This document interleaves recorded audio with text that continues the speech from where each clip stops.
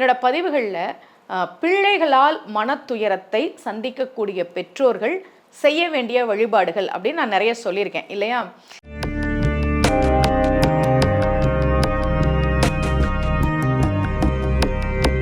ரகசிய உண்மைகள் சேனலை பார்த்து கொண்டிருக்கும் உங்கள் அனைவருக்கும் சுமதி ஸ்ரீயின் அன்பு வணக்கம்.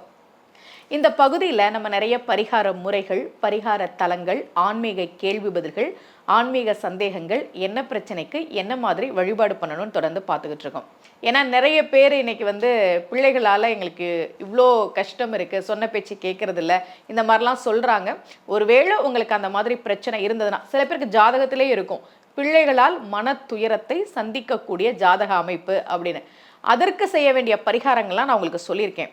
இதுவே பெற்றோர்களால் துயரத்தை சந்திக்கக்கூடிய பிள்ளைகள் இருக்கிறாங்களே, அது ஒரு பக்கம். ஏன்னா என்கிட்ட ஜாதகம் பார்க்க வரும்போது நிறைய பேர் சொல்லுவாங்க, முக்கியமாக இந்த விவாகரத்துக்காக வராங்க இல்லையா, விவாகரத்தை வாங்கிட்டு வருவாங்க இல்லையா, அப்போ நிறைய பேர் சொல்கிற விஷயம், அதுவும் பெண்கள் என்னென்னா, அம்மா அப்பா பெண்களை மகளை ஏதோ ஒரு சுயநலத்தோட நீ வேணாம் விட்டுட்டு வந்துரு அப்படின்னு சொல்லிடுறாங்க.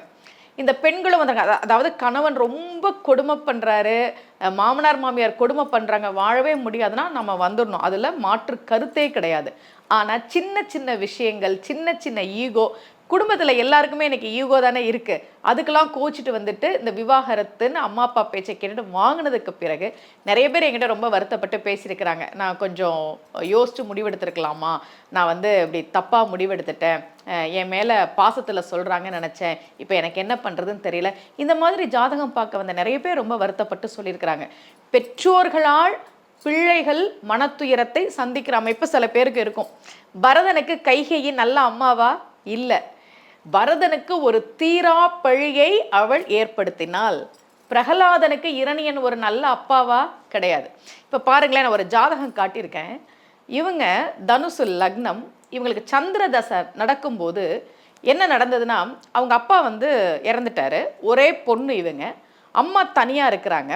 இப்போ அம்மா தனியாக இருக்கும்போது, அப்பா இருக்கும்போதே வெளியிலேருந்து ஒருத்தவங்க 3 நேரமும் சமைச்சு வச்சுட்டு இருந்தாங்க. இப்போ அப்பா இறந்ததுக்கப்புறம் அம்மா மட்டும் தனியாக இருக்கணும் இல்லையா? இந்த பொண்ணு பேங்க்கில் வேலை பார்க்குறாங்க. அவங்க அம்மாவை என் கூட வாமா, என் கூட இருன்னு கூப்பிடுறாங்க. இந்த பொண்ணோட மாமனார் மாமியாரும் அம்மா வந்துடட்டும், ஏன்னா அவங்க தனியாக தானே இருக்கிறாங்க, நம்ம கூட இருக்கட்டும் அப்படின்னு சொல்கிறாங்க.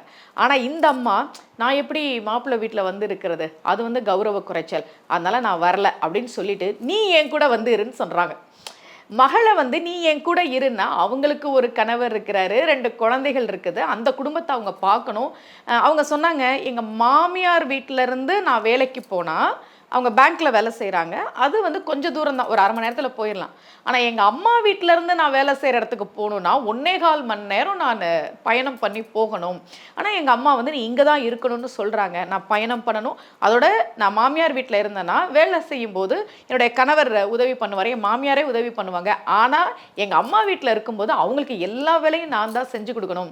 நான் வேலைக்கு போகும்போது எனக்கு ரொம்ப கஷ்டமாக இருக்குது, நான் என்ன பண்ணுறது, எங்கள் அம்மா புரிஞ்சுக்க மாட்டேன்றாங்க அப்படின்னு சொல்லி ரொம்ப வருத்தப்பட்டாங்க. இது ஒரு பெரிய பிரச்சனையாகவே குடும்பத்தில் இருக்குது. அதாவது நான் மாப்பிள்ளை வீட்டில் இருந்தால் எனக்கு கௌரவ குறைச்சல், நான் வரமாட்டேன்.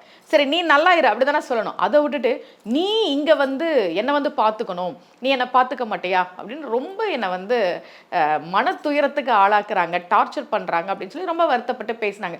சில பேருக்கு இப்படி இருக்குது, நம்ம என்ன பண்ணுறது? ஒருவேளை உங்களுக்கு கூட பெற்றோர்களால் மனத்துயரம் அப்படின்னு இருந்ததுன்னா அவர்கள் சொல்ல வேண்டிய ஒரு பாசுரத்தை நான் உங்களுக்கு சொல்கிறேன், டிஸ்கிரிப்ஷன் பாக்ஸ்லையும் கொடுக்குறேன்.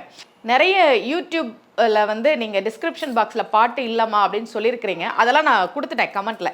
என்னென்னா, நம்ம ஷூட்டிங் ஒரு நாள் வைப்போமா, பாட்டு நம்ம டைப் பண்ணி அனுப்புறதுக்கு ஒரு நேரம் எடுக்கும், அதுக்குள்ளே அந்த எபிசோடு வந்திருக்கும். ஆனாலும் நம்ம ரகசிய உண்மைகள் யூடியூப் சேனலில் என்னென்ன பதிகம் பாசுரம் கொடுத்தனோ அது எல்லாமே நான் கமெண்ட்டில் கொடுத்துட்டேன், நீங்கள் போய் செக் பண்ணிக்கோங்க.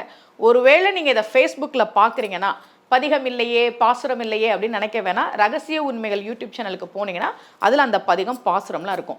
அந்த பொண்ணுக்கு ஜாதகம் பார்க்க வந்தாங்க இல்லையா, அம்மா அப்படி புரிஞ்சுக்காமல் என்னை ரொம்ப கஷ்டப்படுத்துகிறாங்க, என்ன பண்ணுறதுன்னு தெரியலை அப்படின்னு சொன்னால் அந்த பொண்ணுக்கு நான் சில கோவில்கள் பரிகாரங்கள் அதெல்லாம் சொல்லிவிட்டு இந்த பாசுரத்தையும் நீங்கள் சொல்லுங்கள் அப்படின்னு சொல்லியிருந்தேன். அந்த பாசுரத்தை நான் கொடுக்குறேன், யாருக்காவது தேவைப்பட்டதுன்னா பயன்படுத்திக்கோங்க. கவழ யானை கொம்பொசித்த கண்ணன் என்றும் காமரசீர் குவளை மேகமன்ன மேனி கொண்ட கோணன் ஆணை என்றும் தவளமாட வீடு நாங்கை தாமரையாள் கேள்வன் என்றும் பவழ வாயால் என் மடந்தை பார்த்தன் பள்ளி பாடுவாளே. இந்த பாசுரத்தை நீங்க ஒவ்வொரு நாளும் பாராயணம் செய்யுங்கள். யாருக்காவது பெற்றோர்களால் பிள்ளைகளுக்கு மனத்துயரம் அப்படின்னு இருந்ததுன்னா அதுக்கு என்ன பண்ணலாம் அப்படின்றதையும் நான் உங்களுக்கு அடுத்தடுத்த பதிவுகளில் கொடுக்குறேன். இதே போல மீண்டும் ஒரு பரிகார முறையோடு உங்கள் அனைவரையும் சந்திக்கிறேன். அனைவருக்கும் அன்புடன் சுமதி ஸ்ரீ.